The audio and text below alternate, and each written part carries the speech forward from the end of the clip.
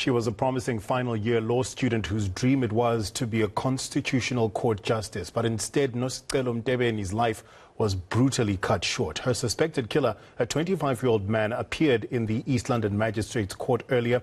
The case has been postponed. The accused is believed to be Mtebeni's boyfriend.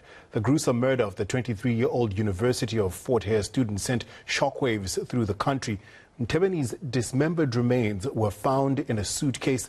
Some of her body parts were discovered in bags outside her boyfriend's residence, while her head and hands were discovered inside his room. He allegedly used a handsaw to dismember her body.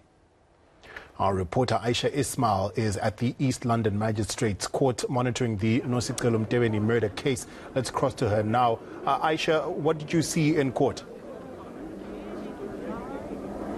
So the suspect has now officially been identified as Aluta Pasile. He made a very brief court appearance at about 10:20 this morning. He's quite a big chap, I must tell you that. The court appearance was very, very short, but now I'm joined by the spokesperson for the National Prosecuting Authority. Anelisa, what do we know about the suspect? Okay, he's a 25-year-old man, originally from Tanzania, but he lived at Quickney. With the deceased.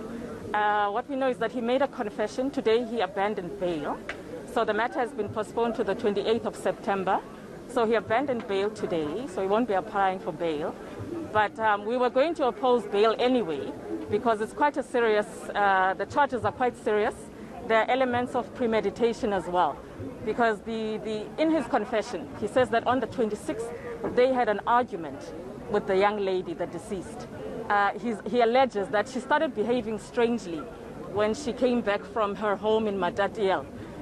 Usually she would allow him access to his cell phone. Now all of a sudden, this is what he claims, that she didn't allow him access to her cell phone anymore.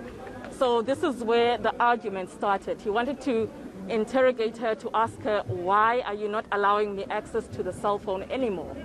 So basically, on the 26th, there was an argument.